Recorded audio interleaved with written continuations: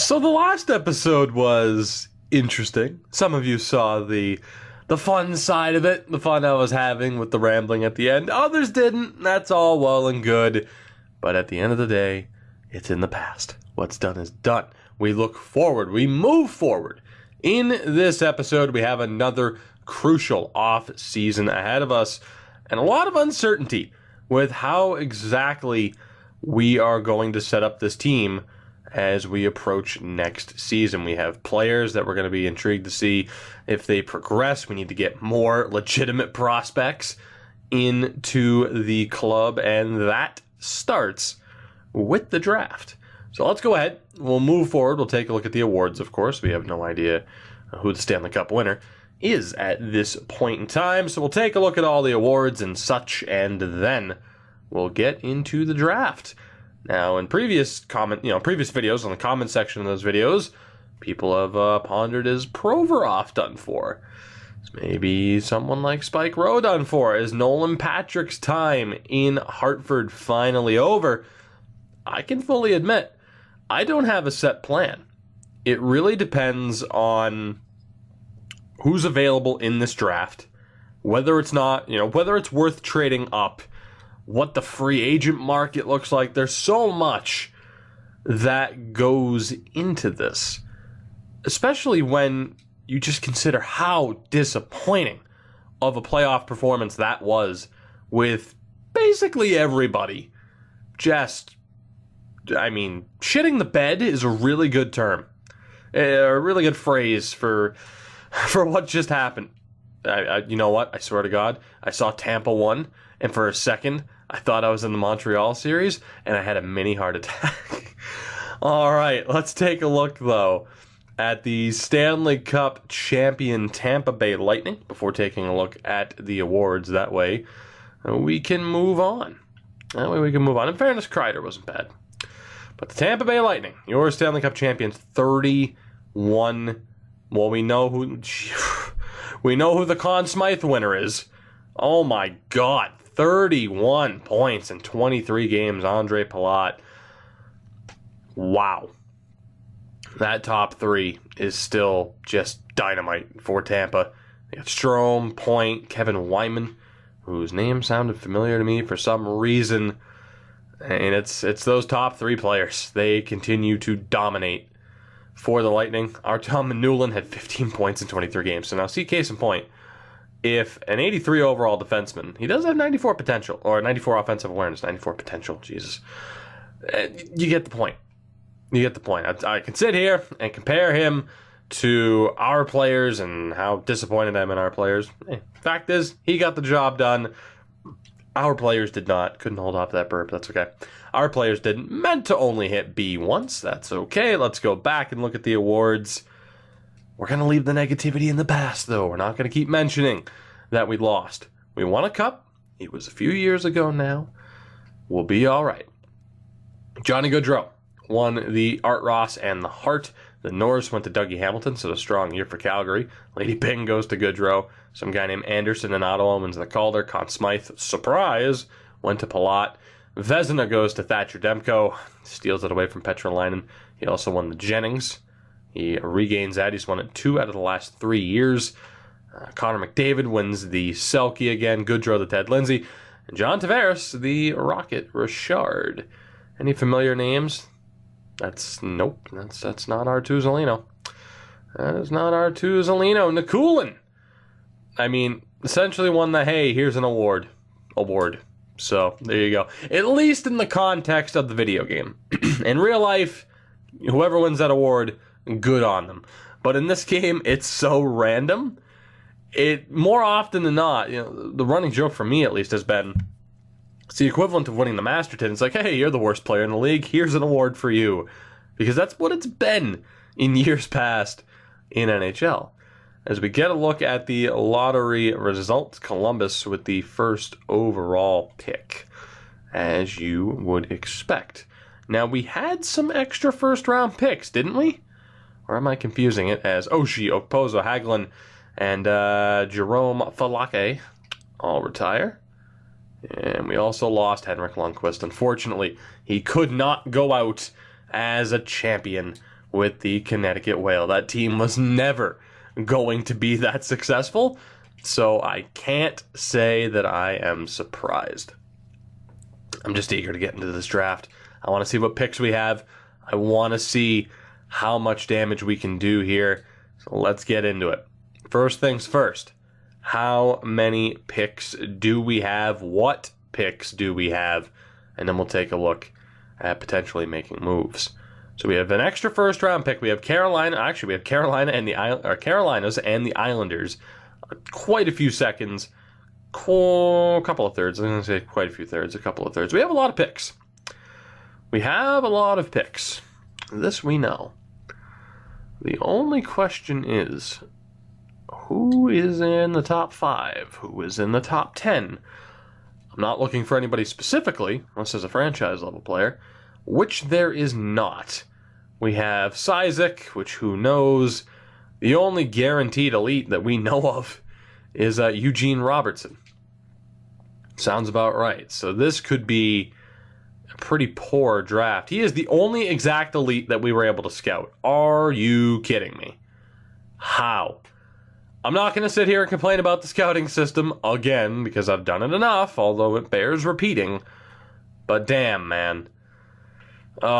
So we are in need of good prospects for our system at the moment.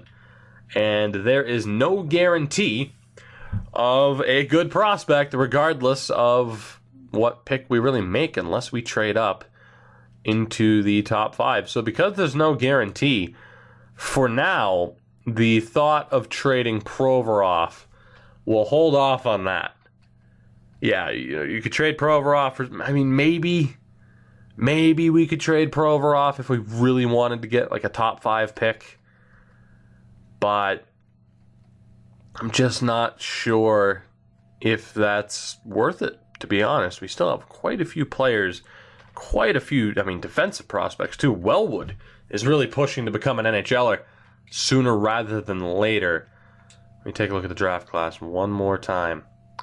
So two defensemen, Isaac and Hood. You also have Pascale and Bigras, but there's no guarantee of medium elite status, even though you would think that they will be. Travis Isaac, 5'9", offensive D-man at 17 years old. Let me double check here. Because if we talk about giving up Provorov for one of these players, we would need that. Here's the thing. I could guarantee that it would at least be worth it because I could just trade for them after the fact, which, of course, is a realistic move, despite what some people think. Not that that really matters. Let's just sim. Let's just sim up to our pick. I want to see who's in the top 5. I'm not making a move without a guarantee.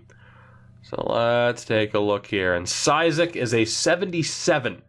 He went number 1, medium elite. He had Hensick. Hood is good, for sure. Didn't mean to have that, rhyme. But, 70 overall, medium elite. A little bit of a step down from Isaac. So not terrible. It hasn't really started to drop off yet as far as players that I'd be kind of... Like around Campoli is where you start to wonder, are these players going to develop? So that is the question right now, is do I trade for Isaac or Hood? But we have to give up Provorov to make that happen, which is absurd. And if you look at the value, Isaac's value is the same as Provorov's. The only crazy thing, though, is he's a 77 at 17 years old. And if you look at Columbus, they're a bad team. Shocker. I know, shocking. But they really need a player like that. And in Colorado with Hood, they're not as bad of a team. If we look at their defense, they're still a pretty bad team. For now, I'm going to hold off. I think for right now, I'm just going to try to make these picks because the first round pick that we have isn't all that valuable. The only thing I could really do is, and here, I'm going to call a timeout just to kind of explain my thought process, right? I'm not trying to justify anything. I just want you to see what my thought process is at this time, or at this point in time. So goalies, we're good. Petrolainen and Subban, Weaver and Hood are both in the system, although neither of those two are going to make it. There's no way Weaver's going to make it. Unless he has unreal progression next season, he's not going to make it, and Hood's definitely not going to make it. Actually, like right now would be a really good time to trade Hood before it's too late. On defense, Appleby and Tuzolino are both top 2 defensemen. So trading Provorov would just be acquiring somebody who is very similar in terms of ability, because we don't want them. We don't need another top 2 defenseman. The only thing I'd like to do is maybe swap Provorov for a right-handed defenseman, because I feel like that'd help the power play. And then that guy could work with Harkins and bottom 6 in the future. Maybe, Wellwood seems like a sure bet. Nikulin's not going to make it. There's no way. And Hughes, I'm very worried about. So, actually, if we trade... how do we want to do this? Because, again, I'm not set when it comes to the goaltending. I'm not set at all when it comes to the goaltending. My question right now, though, is it worth making these picks? We don't necessarily need a goalie prospect for the future. We could look for that in this draft without having to trade for them. But somebody like Hughes, I know he's not going to make it. Nikulin's definitely not going to make it. So what defenseman would fit the bill for what we are looking for here? Lindholm, 32 years old. I'd like somebody younger who's going to be around for a bit longer. Rasmus Dahlin, Chikrin, Ekman-Larsson, all top 2 defensemen, so they don't work. Charlie McAvoy is a little bit of a drop down, apparently, at least as far as overall goes. Only 31 points last year. He is a righty, though, so that's a pretty big factor. Damon Severson, no thank you. Brady Shea, no thank you. We got Noah Hannafin, Madison Bowie. Wow, that Columbus defense. Very few options in terms of someone who's on Provorov's level without being a top 2 defenseman who's actually a righty. So far, Charlie McAvoy is really the only fit, although Lance Hayes, Minnesota. There we go. And judging by that value, he's not going to take that next step. But relatively well-rounded, 85 offensive awareness is a bit concerning. He only put up 19 points last year. So he's a solid 2-way. He's not going to put up a crazy amount of points. Is that what we want from our defenseman? Yeah, kind of. 98 offensive awareness for Dylan Locke. Oh my god. New Jersey, Zach Werenski. Actually, he's a lefty. Damn. Ryan Murray won't work. D'Angelo isn't a fit. Eric Carlson's down to an 81. Ghost Bear? He's 33. I keep forgetting he was a lefty. Matt Dumba. Again, slim pickings here. I wouldn't mind getting rid of Provorov just to bring in a righty. But the perfect fit so far has been Charlie McAvoy, which isn't necessarily a bad thing. Colton Parayko, though. We haven't used Colton Parayko in a series. He's 33, though. We haven't used Colton Parayko in a series heavily since the Vancouver series in NHL 16, because I've been trying to use different players. Grachev and Miro Heiskanen. Vegas. No. Nope. There isn't anybody really. Yeah, Trouba's too good. Trouba is too good for what we're looking for. So really, the only option would be Cizik's a lefty.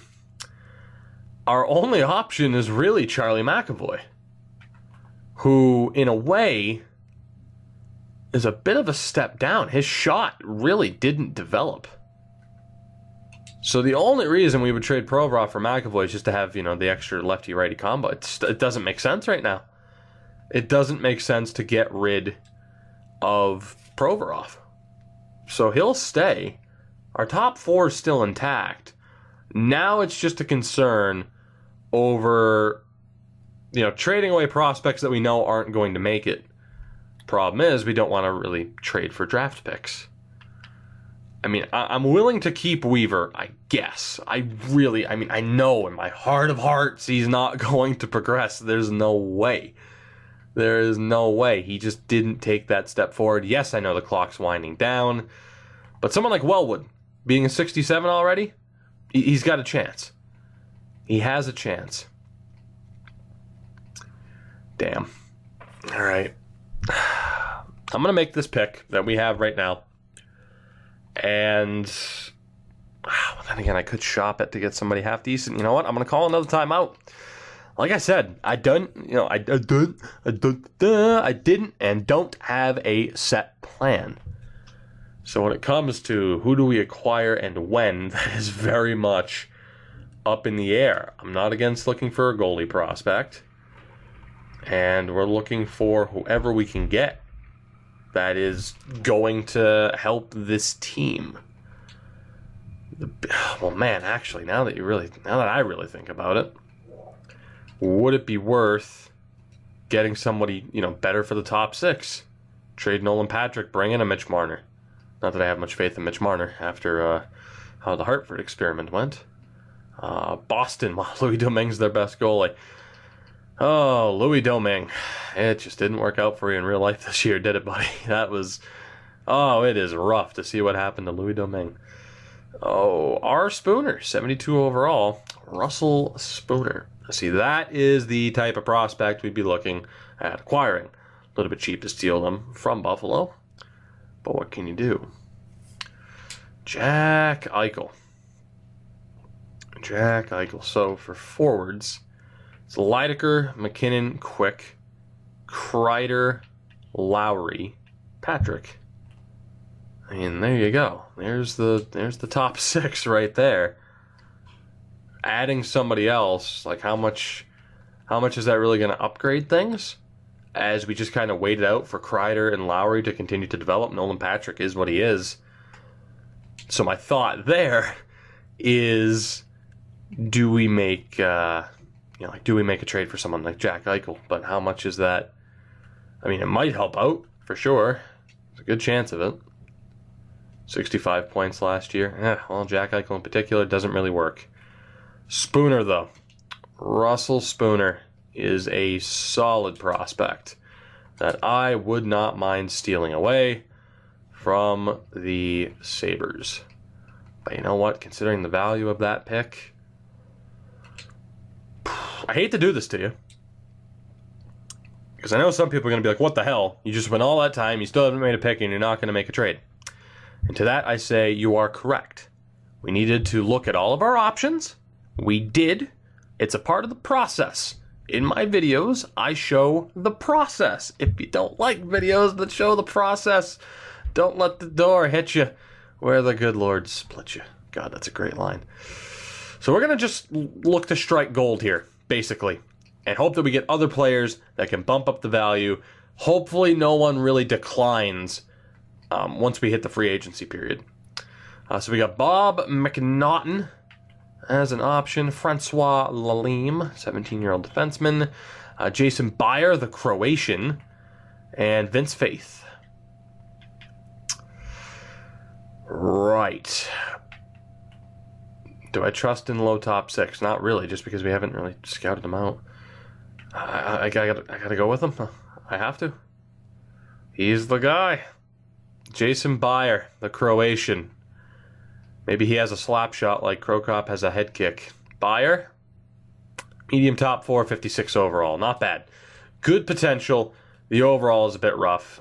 Faith would have been a slightly better pick. Equivalent in terms of potential, but the overall was slightly better. Daze would have been an awful pick here. What am I doing? Let me just scroll through. Yep. You know what? I'm not even mad.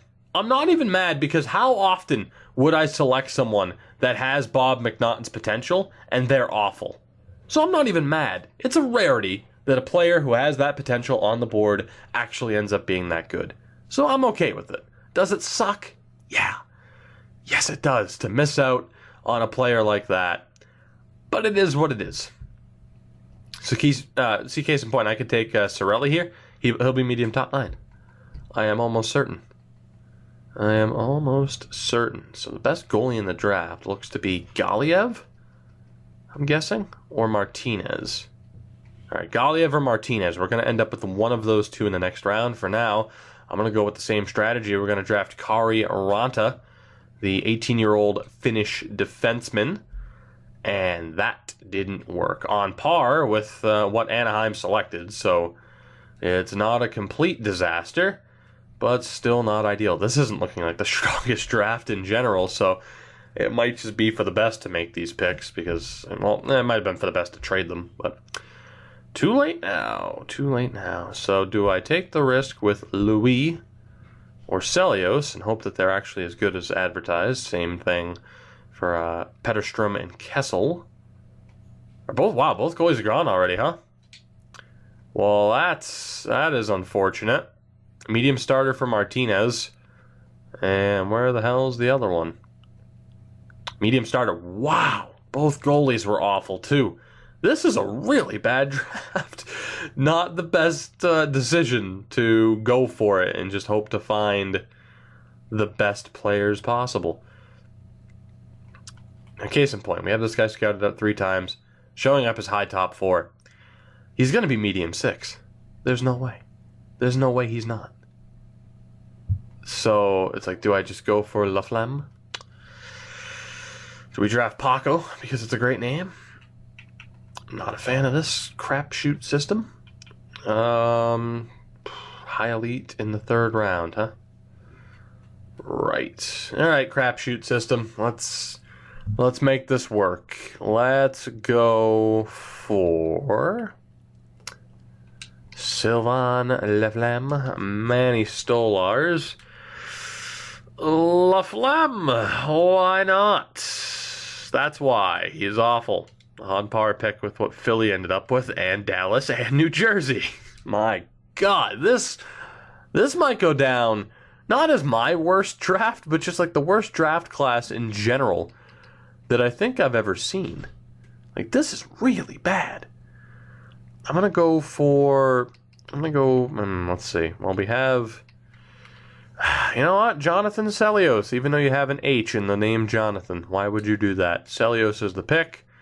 Case in point, medium top 9. That's why I'm not upset at all about missing out on McNaughton. Not at all upset. I have so many picks in this draft, too. My goal at this point, end up with 1. Just 1. Medium top, or medium elite. Jorgen Peterstrom, medium top 9. We got back-to-back picks in 3 out of the next 4. So we'll go for Kessel next. The American. And look at that. Same thing. Same thing. They're all garbage. This entire draft class is garbage. Let's go for either Howden or Oduya. Or the Russian. Alexeyev.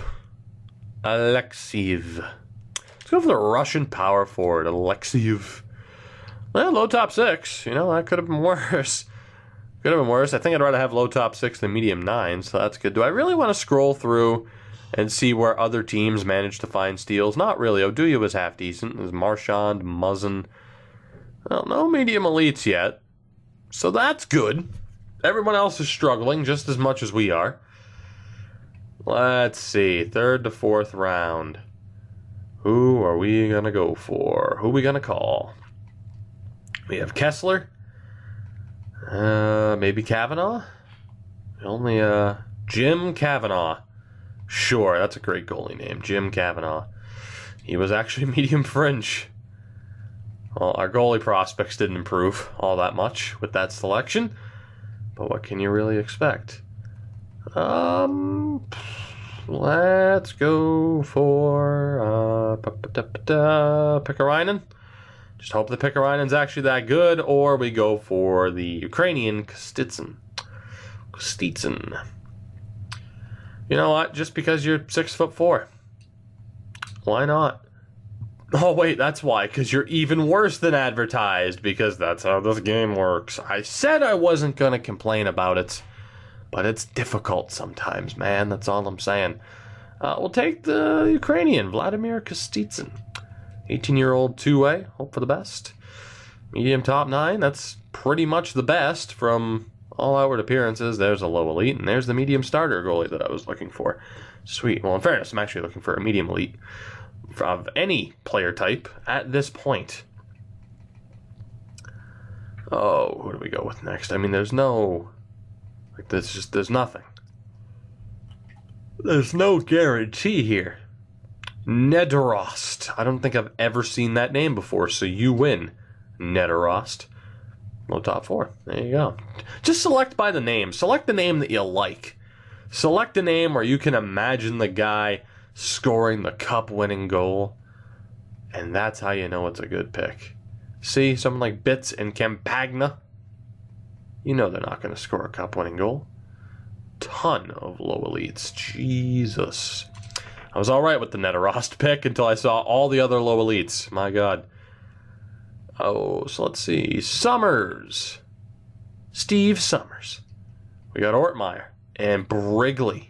Logan Brigley. 17-year-old defenseman. Low league interest. Let's go for him. That was a mistake. That was a mistake. I'm like, 17-year-old offensive defenseman. Maybe he'll be a beast. Nope. Nope. Who else do we got? Tootin' Apple. Tangrady, Palmieri, Zhao, Tikhonov. Lachance, Gonchar. Vincent Lachance. I'm taking a chance on Lachance, and I lost. Badly. This pick to trade down. Sure. What's the worst that's going to happen? I'll trade down with you guys. Why the hell not? What am I possibly going to miss out on? More players that can help fill up the AHL but aren't going to really do a whole hell of a lot for us. Wes Zhao. You know what? I don't like your name, so I'm not going to draft you. Valeri Tikhonov. We have Vyacheslav Gonchar. Hansik. Oldrich Hansik. Yes, you win, sir. Congratulations, but you're awful, and I wish you weren't a thing. Another pick. Let's go. Nothing but optimism, right? Nothing but optimism. What else do we got? Valette. Junior Valette. Junior Valette. We scouted that guy 10 goddamn times, apparently. Igor Afanasankov. Oh, my God. Could it be? Can lightning strike twice? Can lightning strike twice?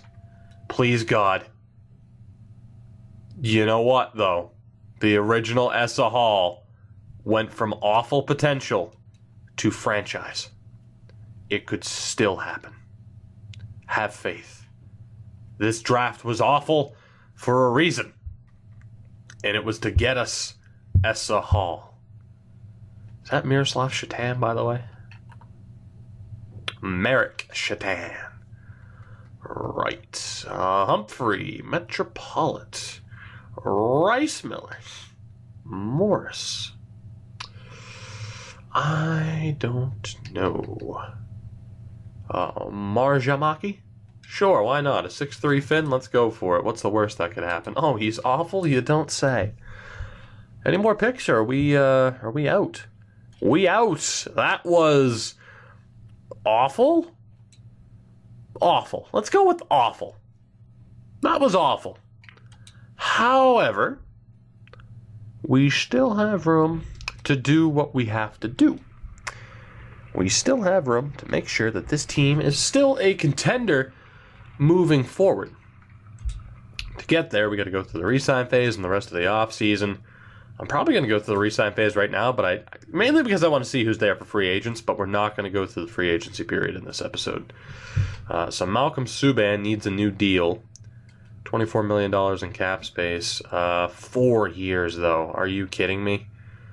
You want to be signed until you're 36. I mean, is 3.2 all right? Give me a little bit of a discount. I'm not going to sign Kavanaugh yet. Banting, at this point, you're not going to make it. You're gone. You don't have any trade value anyway. Phil Crosby has to stay. I'll sign him to a 3-year deal just to hopefully get it over and done with. Stutzel isn't going to make it. And I really only have room for one guy who is kind of like that joke signing. And let's be honest, Phil Crosby's kind of a joke signing. It's the end of an era. So long, Stutzel. So long.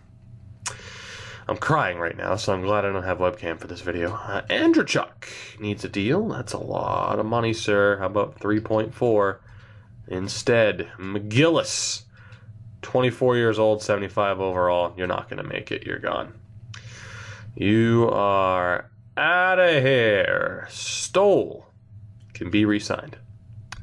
You can be re-signed. Grachev is gone. And then for centers, Austin Watson, we're going to let you go. Avery. I'm going to let Avery go, to be honest. I just wasn't impressed with him for most of the season. Prestberg is staying, though. So we're definitely making some changes, getting rid of some players that don't have a whole hell of a lot of trade value to begin with. Just get rid of them, trim the fat on this team, and just kind of optimize. Get the team set up in the best way possible. Subban rejected. I mean, he wants that money to be a backup. Phil Crosby is an idiot. Phil Crosby, I don't want a two-way. You literally, I mean, your initial contract ask, though, was for a two-way deal. So, not sure what's going on there, buddy, but okay. We'll continue to negotiate. So, all expiring, it's just Crosby and Subban. How much money do we have? $20 million? All right. Malcolm, you're not getting exactly what you want. 3.5. You're a backup to me. I am not paying you what you want. Deal with it. You can go elsewhere. I don't care. Phil Crosby says he's all right with a two-way, but he's not. So whatever. There, 2 years at $950, whatever. If he rejects that, he's gone too. Doing what I got to do to turn this team around. Even though I'm kind of thinking maybe it would have been the best to just force some sort of trade and to find some prospect to get. All right, both of them are gone. Crosby and Malcolm Subban. End of an era. As both are gone, I will not be tempted to overpay them for absolutely no reason. So I tried. I did try, but Malcolm Subban at over $3.5 million as a backup, it's not worth it. The big question is, who's available as a free agent? Morgan Riley. It's not a very good fit for the team, though. That's the problem. Goaltenders, we're going to need a backup. We are going to need a backup. Who that's going to be, I don't know. Prospect-wise, we could bring in Bordeleau. He's not going to make it, but we could bring him in to trade him. That's pretty much the only option, so we'll send him out the big offer and see if he goes for it. On defense, no prospects worth signing. That's not good. Hey, Rainier Knutson. Low elite Matt Tkachuk, 56 overall. He's not going to make it, and to be honest, low elite, it's not worth signing because the value just isn't quite there. So we are in a bad spot right now. Left wing, a couple of low elites again, not worth it for me. And then centers, I mean, hate to say I told you so, but it was probably the right idea to get rid of Radek Bulis. I mean, even now, I wouldn't like to have him on the fourth line. Sad but true. Sad but true. There is one prospect that I was cool with sending an offer to, and that was the goalie. So we're in a little bit of trouble, is what I am trying to say. That draft didn't necessarily help out. If we take a look at the team and what we're going to have to accomplish in the next episode, we need a backup goalie. Hood is being traded. There's a really good chance I get rid of Weaver as well because I just know he's not going to make it. So our goaltending needs to be completely revamped. The good thing is Weaver and Hood at least have the potential or the trade value to make that happen. On defense, we know that we're basically set. I still think I'm going to trade Hughes and Nikulin. Some of these other guys could be moved out as well, like Lume, for example, is not going to make it, so we might as well get a second rounder or third rounder for him. Nolan Patrick might be safe for now unless we find somebody else. So we have a lot to do. We have a lot to do. A lot of decisions to make. in regards to a lot of players. I don't know what this team's going to look like by the end of the next episode, but I can't say that I'm not intrigued to find out, and I hope you feel the same way. That'll bring this episode to a close. I thank you very much for watching, as always. Feel free to support the video on the channel in any way you deem necessary, and I will catch you guys in the next one, where I'm sure I'll do something to piss off somebody. I'm sure I pissed off somebody with this episode. It's kind of my goal. Agitate my own audience. It's working. So I guess I'm good at that. I'll catch you guys next time. Was that sarcasm, Toogie? I'll never tell.